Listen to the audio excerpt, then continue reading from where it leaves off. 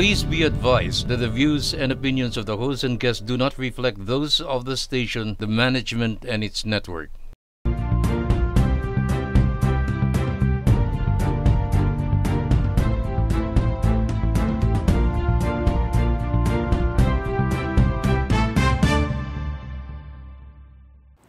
Welcome back po mga kabarangay. Excited na excited po tayo ngayong Lakbay Aral Edition. Sapagkat makakasama po natin isa sa mga sikat na legal luminaries ng ating lipunan. And I'm so proud na he is also one of our colleagues here in GNN as a co-host of one of our shows, People's Court. But what strikes me the most is how passionate he is when it comes to the law. And not just the letter of the law, but also the dispensation of justice. Iba po yun. To the poor. Kasi dito sa barangay tayo, naniniwala tayo na sa kasabihan ni Presidente Ramon Magsaysay, those who have less in law should have more in life. Yes po, Kags Butch. And hence, we are proud to introduce one of our own, a law professor and bar reviewer, a practicing lawyer of his own law firm, Jumrani Law Office, and a GNN program host with Judge Jing Uyenko Nolasco for the top-ranking program, People's Court. Mga kabarangay, let us all welcome Attorney Al Jumrani. Welcome Attorney. Thank you. Our Kagawad favorite Butch. lawyer. Yes, kayo, man. Talaga mo favorite. Yes, kasi ikaw lang ang lawyer ng GNN. Siya medyo din naman si Judge Jing. Yes, of course. Thank you very much for inviting me here. It's an honor. At least naunahan ko si Judge Jing. Nauna ako mag-guest dito. Naka-one up po. Kamusta po kayo, Ayun, Attorney? okay naman. Ayun. Ikaw, kamusta? Kasi bira na kita makita. Oo dito. nga po. Ayun. Pero yun, we are busy. Pero syempre, laging may time tayo for GNN. Thank you po. Kaya Thank you so much po. In-invite ako dito, I was very happy din kasi yung topic is something that's also close to my heart. Yes. Kasi nga, ay, nagtuturo rin ako ng topic. In fact, nagkaroon din ako ng parang seminar for Lupon members at saka mga ibang barangay officials ng 13 Martires. Well, speaking of Lupon nga, attorney, kaya namin kayo na-imbita sapagkat due to insistent public demand na magkaroon tayo ng abogado sa show to finally talk about yung Lupon Tagapamayapa, yung procedures. Kasi marami sa ating mga kababayan, especially the poor, yung mga, tsaka yung mga malalayong probinsya na hindi ho nila masyadong nagigets yung pag-file ng complaint, halimbawa sa isang kapitbahay. Pero bago tayo mag-umpisa, nais lang muna nating i-lay down yung foundation ng ating pag-uusapan para mas maliwanagan po tayong lahat sa ating pong pag-aaral ngayong segment na rin.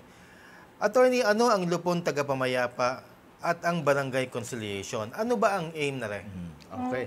Good question. Thank you, Kagawad Butch. Thank you, Attorney. Well, una-una gusto ko mo rin i-lay down itong misconception. Masabi natin misconception na, no? Kasi sinasabi ng iba na inconvenience itong katarungang pambarangay.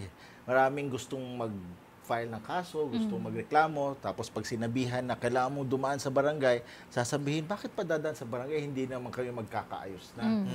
Ang lupon ng itong katarungang pambarangay, mandatory po ito, no, bago ka makapag-file ng kaso sa court. Mandatory siya, hindi lang dahil yun ang rules ng court, hindi naman ang mga courts ang nag-impose nito, kundi nasa batas po yan. Ang katarungang pambarangay ay unang, ito may kodigo tayo, ay unang inintroduce ng Presidential Decree number 1508 in 1978. Tapos, naging part na siya ng Local Government Code. Ang unang Local Government Code ay ang Batas Pabansa bilang 337. Tapos ang sumunod ay yung inakda ni Senator Neni Pimentel, yung Republic Act 7160 na ang Local Government Code pa rin natin hanggang ngayon. Nandun yan, no? At saka mandatory yan. In fact, maraming mga kaso na na-file sa court na dinismiss dahil walang katarungang pambarangay. So, itong katarungang pambarangay is a system of out-of-court settlement of cases. Bago kasi mag-file ng case sa court, dapat i-exhaust muna. Kumbaga, ubusin muna lahat ng opportunity na makapag-ayos. Pero remember na hindi naman lahat ng kaso ay pwede idaan sa katarungang pambarangay. Only those cases that are subject to compromise.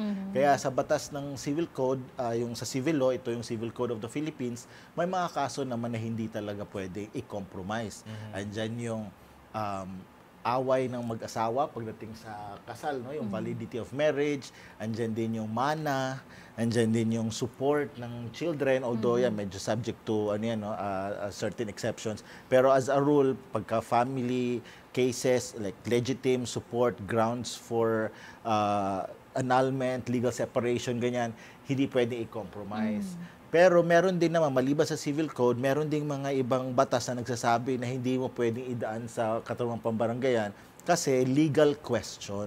So, ibig sabihin, ang katarungang pambarangay ay yung proseso kung saan yung mga kaso ay may tsansa na masettle, na magkasundo ang mga tao na hindi na pumunta sa korte. Kasi the truth is, ang dami na pong kaso talaga sa court. At imagine na, ejectment cases lamang. Paminsan, ang ejectment po, yan po yung kaso na, halimbawa, meron kang tenant na ayaw umalis or merong pumasok sa property mo na walang permiso, ibig sabihin squatter or informal settler, so gusto mong palayasin, no? Supposedly, that's summary. Ibig sabihin, mabilisan na dapat yan. Pero sometimes it's taking 3 years, no? Paminsan 1 year, nasa pre-trial stage pa rin kayo, tapos the second year, presentation of evidence, tapos there's another year na didesisyonan. Sa korte yan. Pero kung idaan mo yan sa katarungang pambarangay, pwedeng magkaayos na, kung may mga issue sila, pwedeng mag-mediate ang barangay chairman, pwede rin yung pangkat ang tumulong din para makapag-ayos. So, yung 3 years na tinatagal sa korte, pwede baka 30 days, 60 days lamang sa sa barangay, tapos na. So, yun ang maganda sa lupon. Pero attorney, correct me if I'm wrong, isa rin sa mga kaso na hindi pwedeng, na pwedeng idiretso na sa korte ay mga criminal cases. Halimbawa, Depende. Murder. Yes, Halimbawa, yan. Halimbawa rin any case na 5,000 above yes. Yun ang test. Titingnan mo ngayon yung penalty. If the penalty involves imprisonment of more than 1 year or a fine of more than 5,000 pesos, hindi mo na kailangan idaan sa barangayan. Diretso ka na sa piskal. Sa piskal. Kasi ang piskal ang magpa-file ng information or kaso sa korte. Ayan mga kabarangay, bago i-mention ni Ate SK May ang procedures, nais po namin sabihin sa inyo na itong barangay, katarungang pambarangay ay napaka-technical. Kaya mamimili ho kayo ng maayos na kapitan sapagkat pag ang kapitan hindi kayo binigyan ng certificate to file action, mabibinbin kayo at halimbawa na personal kayo ng halimbawa lupon, mamili ho kayo ng mga mababait ngayong eleksyon. Kasi damay-damay tayong mga magkakapitbahay po dyan. Correct. Opo, Meron lang ako gusto idagdag doon. No? Ang rule kasi is that kung magkasama kayo ng barangay, magkabarangay kayo, or if you are including same city or municipality, dapat idaan mo sa barangayan. So lahat ng kaso involving residents of the same barangay or the same city should go through katarungang pambarangay, except yung mga cases na sinabi dun sa batas, no? So kaya importante na yung barangay chair mo at saka yung barangay secretary, kabisado yung mga yon. Kasi sila mismo dapat ang magsasabi sa iyo na okay, hindi ito kailangan idaan dito. Ngayon kasi kung tanggap lang din sila tanggap, tapos ngayon hindi pala kailangan yung katarungang pambarangay, Masasayang lang po ang oras. May mga kaso na may prescriptive period. Halimbawa, ang BP22, ang prescriptive period niyan 4 years. O kung halimbawa, nandun na siya sa 3rd year, no, simula nung nag-bounce yung cheque. Sabihin, 3 years and 8 months. So, sabihin, 2 months na lang. So, ngayon, nung magreklamo na siya, sinabihan siya na, idaan mo yan sa barangay. So, in-entertain ng barangay ngayon. Kasi nga, naging ministerial sa part ng barangay chairman. Sige, i-negotiate natin yan. At hindi nila naintindihan. Yun ang naging problema. Nung i-final na list na nila sa piskal, paso na. Paso na. Oo. And therefore, it's important na, sinasabi nyo nga, na kailangan competent. No? Pagka-competent, ibig sabihin dyan, may training po sa katarungang pambarangay. Hindi lang yung barangay chair, pati rin yung barangay secretary na nagdadakit niyan. At syempre yung mga membro ng lupon. Yes, kasi sila din yung mag-a-assist. Mamaya nag-a-assist sila sa isang kaso na hindi naman dapat kino-compromise dahil ang court lang dapat ang mag-decide ng Sayang kaso. oras nating lahat. Sayang oras. At ang mahirap pa dyan, they might end up entering into a compromise agreement that is void. Tulad na halimbawa, maraming nangyayari na mag-asawa, nag-aaway sila, syempre na-involve ang barangay kasi nga nadadamay yung community. So dinaan sa barangay, ngayon sabi nila, ang gusto ko lang naman, sabi nung lalaki, halimbawa, ang gusto ko lang naman, wag na niya akong pakialaman. Kaya hindi ko na siya mahal, iba na mahal ko. So sabi naman ng babae, sige, okay lang. Basta, kailangan meron kang sustento sa amin ng 50,000 a month. So ngayon, sabi nung, pumayag, sabi nung barangay, nung Lupon, ito hypothetical lang to sabi doon, sige. Tamaan ako. Sige. Bakit? Hindi, wala. Wala. So ngayon, sabi ko, sige, para magkaayos na, no? Magkasundo kayo. Gumawa sila kasulatan. Doon sa kasulatan, sinabi, yung lalaki pwede nang tumira doon sa number 2 niya. Tapos si babae naman, babayaran o bibigyan lang ng 50,000 a month. So itong Lupon mo or yung pangkat chair or yung kahit si barangay chair, halimbawa walang alam to sa batas, pinirmahan ngayon. Nagkapirmahan. So ngayon, because of lack of legal training or lack of itong idea ng katarungang pambarangay, naging valid kung ano yung illegal. Yan. Kaya importante talaga yung sinasabi niyo which is kahit dalhin mo sa korte, mali yun. Mali talaga. Oo. Yun yung sinasabing void. Ibig sabihin, from the start, hindi pwede sa batas kahit saan yung anuhin. Yes. Hindi niyo pwedeng ipilit na tama. Correct. Kaya yan din ang danger talaga ng pagka ang purpose na is para lang matapos na yung away nyo, sige, magkasundo kayo. Kailangan din itong mga barangay chair, barangay secretary, pati yung Lupon members, may training na intindihan din nila kung ano talaga itong katarungang pambarangay. Okay, attorney. At isa rin po sa mga pinakamahalaga ay pati po yung mga kabarangay po natin, alam rin po nila kung saan po sila magsisimula. Kaya nga po ngayon, iisa-isahin po natin ngayon ang procedure ng barangay conciliation. Unang-una na po dyan, the offended party files his complaint orally or in written form to the Lupon chairman. Okay, that's the first step. Kumbaga, kung ano ang nagpapaset in motion ng katarungang pambarangay, ito yung mag-file ka ng reklamo. Meron po silang form. Kahit na oral yung reklamo mo, wala kang dalang papel, halimbawa, pwede pong magreklamo ka lang, sabihin mo doon, tapos kukunan or isusulat ngayon yung reklamo mo sa isang form. I think it's called Form 1A. Ngayon, nagtanong ako sa ibang mga Lupon, sa ibang mga barangay sa 13 Martires, sabi ko, kayo ba gumagawa ng form o may piniprovide? Yung iba, meron talagang sila na nagkusa na gumawa ng form. Yung iba naman, logbook lang. Ang advice ko lang din sa mga sa mga kabarangay natin, pag nag-file po kayo ng reklamo, kung wala silang form at sa logbook lang, make sure na maayos naman yung sulat. Kasi later on, baka kakailanganin yan sa court, kailangan mabasa din yung lahat ng mga sinusulat regarding your case. Dagdagan ko lang yung kay Attorney SK, no? Doon po sa mga nagtatanong, okay, pupunta kami sa barangay. Pero saan mismo sa barangay? Pumunta ho kayo kay XO, doon ho sa Peace and Order Department ng barangay at doon kayo magpa-file ng statement. Sabi nga ni attorney, pwedeng nagsasalaysay kayo at sinusulat ng XO.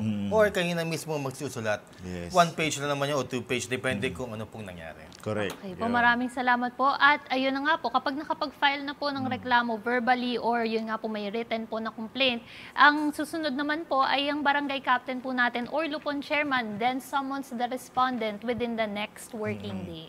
Correct. Pagka na-file po yung complaint, no, within the following day, kailangan maglabas na po ng summons. Yung tatawag na notice to appear. So, yung notice to appear na yun, sinisend, pinapadala doon sa complainant, pwede rin doon sa, at saka doon, lalo na doon sa respondent. Okay, speaking of respondent, gusto ko lang po sabihin yung venue. Okay, kasi di ba sinabi natin kanina na pag members or residents of the same city, kailangan dumaan sa katarungang pambarangay. So, if file nyo po yan doon sa barangay kung saan nakatira ang respondent. So, halimbawa, barangay sa city ng Makati, yung complainant mo, taga Bangkal, yung respondent, taga West Rembo. Hanggang ngayon, pwede po natin sabihin na Makati pa ang West Rembo, no?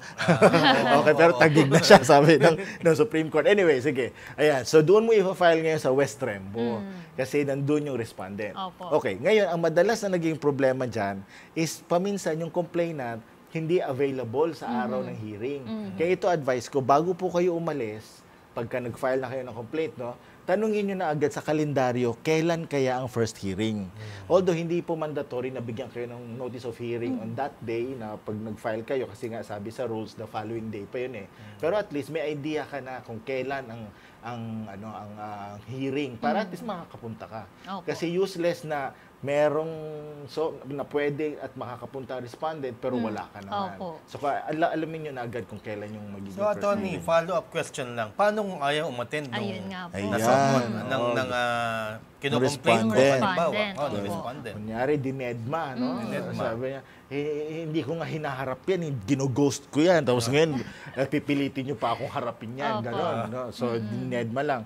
Pagka ganun po, pagka ang respondent ang hindi umattend, pwede na pong kumuha ng certificate to file action si complainant. Pwede na niya idemanda ngayon si respondent sa court. Opo. At ito sinasabi ko, kung na-file na sa court yan, all opportunity to settle it out of court, mawawala, masasayang. Sa kaya, doon sa mga kabarangay natin na who will find themselves in that situation, wag po kayong matakot sa summons. Opo. Bakit? Kasi pag nakatanggap kayo ng summons at may sasagutin kayong reklamo, meron din kayong chance na mag-file ng counterclaim laban dun sa nagreklamo sa inyo. Opo. So, Ayun yun. nga po ang sasabihin din po natin sa ating mga kabarangay, if the respondent fails to appear po, he is barred from filing a counterclaim. Yun, correct. Kapag ang complainant naman po ang hindi po nakarating sa summons ay he is barred from filing a seeking recourse in court. Ano po Correct. ibig sabihin nito, Ayun. Atty.? Okay, kasi 'di ba sabi nga natin, katarungang pambarangay is